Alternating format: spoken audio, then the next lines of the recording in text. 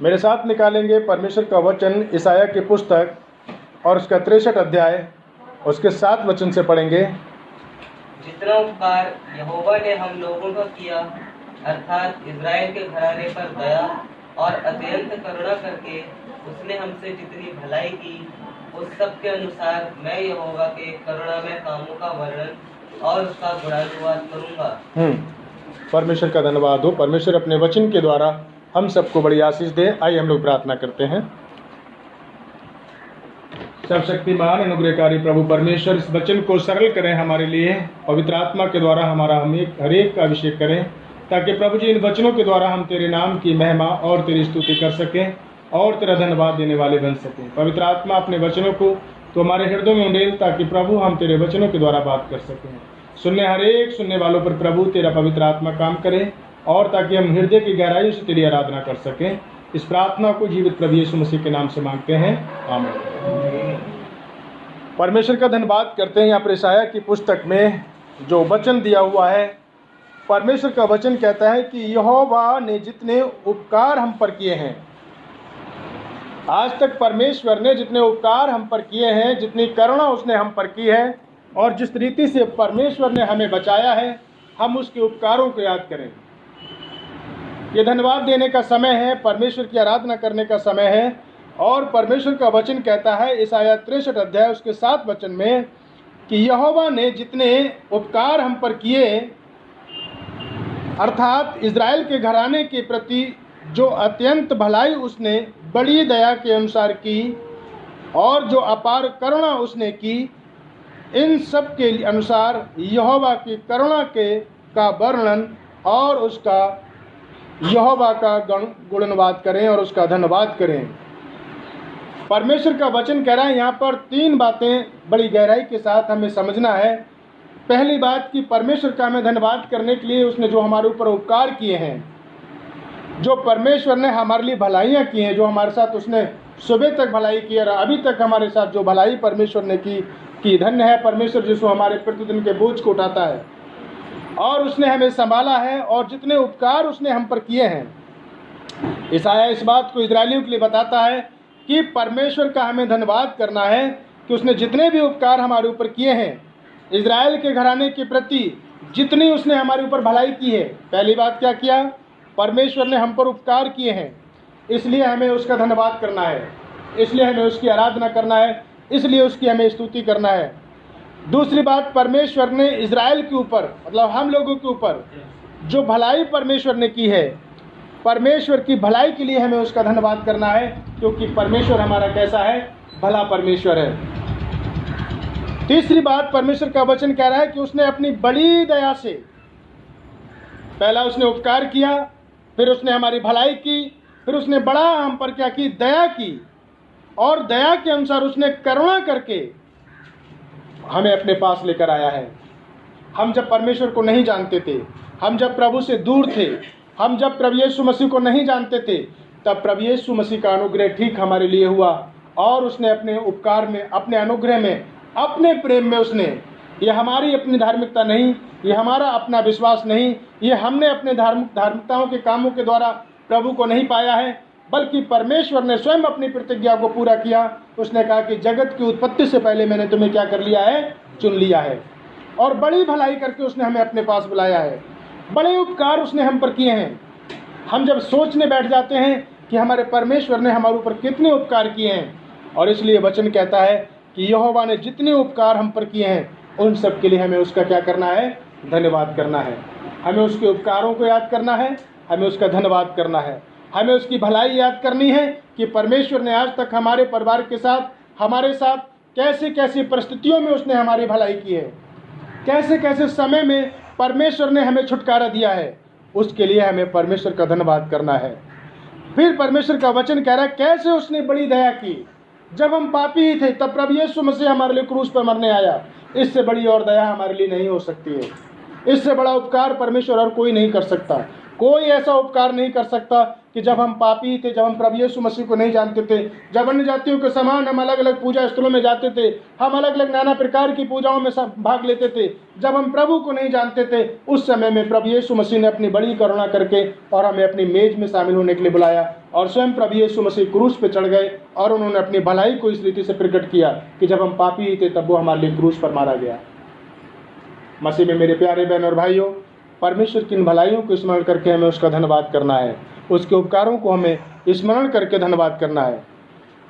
फिर पढ़ेंगे हम इसमें आगे, परमेश्वर का फिर वचन कहता है, क्योंकि उसने कहा निश्चय ये मेरी प्रजा के लोग हैं, ऐसे बन सकें जो धोखा देंगे, अर्थात उनका उद्धारकर्ता हो गया। वो धोखा करने वाली जाति का भी उद्धारकर्ता परमेश्वर हो गया। हमने बार बार परमेश्वर को दुख दिया, बार बार हमने परमेश्वर को धोखा दिया, अपने कामों के द्वारा हमने परमेश्वर को धोखा दिया, लेकिन फिर भी परमेश्वर ने हमें क्या दिया? उद्धार दिया है। हमें ऐसे समय में हमें परमेश्वर की आराधना करना है, क्योंकि वो हमारा पूरा छुटकारा देने वाला, वो हमारा परमेश्वर है, वो हमारा उद्धारकर्ता हो गया। और उसने हमारे सब दुखों में, लिखा है, उनके सब दुखों में उसने भी दुख उठाया और उसकी उपस्थिति से स्वर्गदूतों का उद्धार हुआ। स्वर्गदूतों ने उनका उद्धार किया। अपने प्रेम और अपनी बड़ी दया में, अपनी दया में उसने हमें छुड़ाया और उठाया है। आज जो हम छुटकारा पाए बैठे हैं, आज हम जो बीमारी से छुटकारा पाए बैठे हैं, पाप से छुटकारा पाए बैठे हैं, ऐसी परिस्थिति में हमें अपने परमेश्वर यहोवा का उपकार याद करके, उसकी भलाई को याद करके हमें उसका धन्यवाद करना है। मेरे साथ अगर निकालेंगे भजन संहिता 30 अध्याय और उसका 1 से लेकर 5 वचन तक अगर पढ़ते हैं, तब यहाँ पर भजनकार क्या कहता है, परमेश्वर के वचन को देखेंगे मेरे साथ। भजन संहिता 30 निकालेंगे और उसका 1 वचन से लेकर, हे यहोवा, मैं तुझे सराहूंगा क्योंकि तूने मुझे खींचकर निकाला है। दाऊद यहाँ पर कहता है कि हे यहोवा परमेश्वर, मैं तुझे सहारूंगा, तुझे सराहूंगा, क्योंकि तूने मुझे क्या कर लिया है? खींच के बाहर निकाल लिया है। तूने मुझे छुटकारा देकर बाहर निकाला है। जब मैं पापों में पड़ा हुआ था तब तूने मुझे खींच के निकाला। जब मैं गुनाहों में पड़ा हुआ था, प्रभु कोई मेरे लिए मरने नहीं आया, तब परमेश्वर का वचन कहता है कि उसने मेरे और आपके लिए, परमेश्वर ने यूहन्ना 3:16 में लिखा है कि अपने आप को बलिदान करने के लिए, वो उसने अपने प्रेम के कारण, ये मेरे और आपकी भलाई के कारण उसने क्रूस नहीं उठाया, ये उसका खुद का अपना प्रेम था, क्योंकि वो हमसे अनंत प्रेम करता चला आया, इसलिए वो मेरे और आपको बचाने के लिए क्रूस पे चढ़ गया। हमें ऐसे परमेश्वर की आराधना करना है, हमें उसका धन्यवाद करना है और उसका हमें गुणवाद करना है, उसकी आराधना करनी है, क्योंकि वो मेरे और आपके लिए भलाई के कारण वो क्रूस पे चढ़ाया गया था। उसने हमारे और आपके दुखों को उठाया, वो हमारे और आपके साथ दुखी हुआ। बाइबल में लिखा है कि दुखी पुरुषों के साथ उसकी पहचान हुई, वो दुखों को जानता था। परमेश्वर ने ऐसा प्रेम हमसे की, बड़ी भलाई करके, इसलिए ईसाया कहता है कि यहोवा ने जितने उपकार हम पर किए हैं उन सब के अनुसार हमें उसकी आराधना करनी है। हालेलुया। परमेश्वर का हमें धन्यवाद करना है, उसकी आराधना करना है, उसकी स्तुति करनी है। और 30 के 2 वचन में लिखा हुआ है कि हे मेरे परमेश्वर यहोवा, अगर हम इसके 4 वचन को पढ़ेंगे, 4 वचन को पढ़ें, 30 के 4।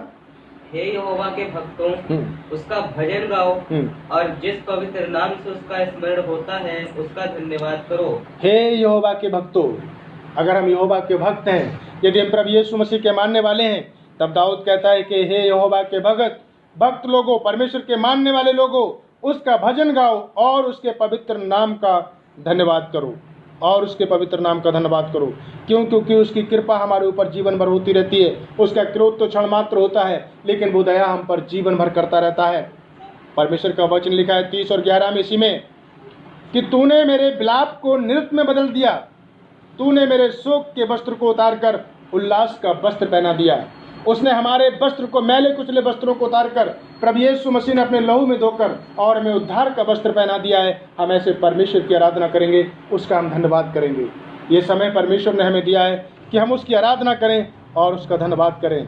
परमेश्वर का वचन ईसाया की पुस्तक में लिखा है 63 और 7 वचन में कि जितने उपकार उसने हम पर किए हैं उन सब के अनुसार एक एक गिनकर अपने जीवन में सोच के देखिए, आप विचार करके देखिए अपने जीवन में। जब आप आंख बंद करके बैठेंगे, आराधना करने बैठेंगे, धन्यवाद करने बैठेंगे, तब परमेश्वर आपको एक एक अपनी भलाई स्मरण कराएगा कि आप कैसे उसने बड़े उपकार हम पर किए हैं, कैसे उसने बड़ी भलाई हम पर की है, हम किन किन परिस्थितियों में थे, उन परिस्थितियों से परमेश्वर ने हमें और आपको छुटकारा दिया है। हम ऐसे इस परमेश्वर का धन्यवाद करें और उसकी आराधना करें।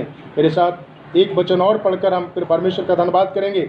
भजन संहिता 95 और उसका भजन संहिता 95 और उसका एक वचन पढ़ेंगे।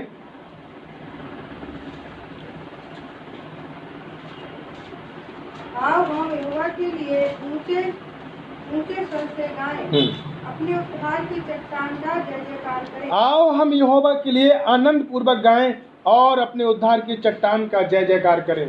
वो हमारी ऐसी चट्टान है वो जो फिसलने का नहीं है, और बाइबल बताती है कि धर्मी लोग उसमें शरण लेते हैं। जो उसके मानने वाले लोग हैं वो उसी चट्टान में भरोसा करते हैं जो कभी टलने की नहीं है।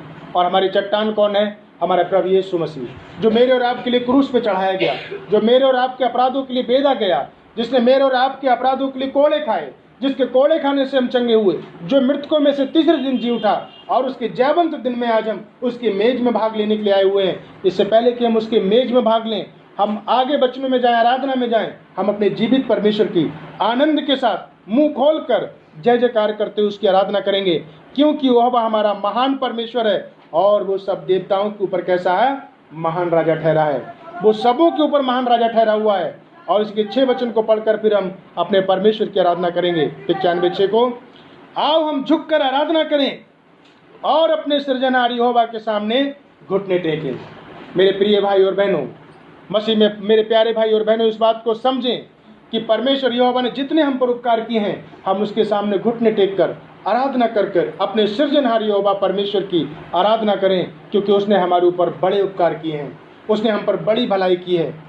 जब हम पापी ही थे तब ठीक प्रभु यीशु मसीह मेरे और आपके लिए क्रूस पर मरने के लिए आया। उसने मनुष्य रूप धारण किया, मारा गया, गाड़ा गया, और वो तीसरे दिन मृतकों में से जी उठा, और पापों की क्षमा पाने वालों के लिए वो उद्धार करता ठहरा, और उसने हमें खींच कर बाहर निकाला।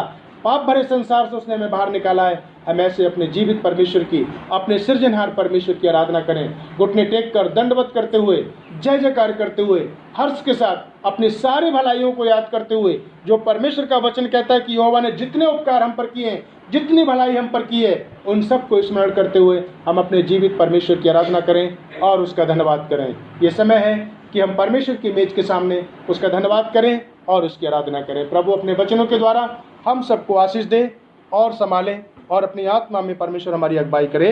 आमीन।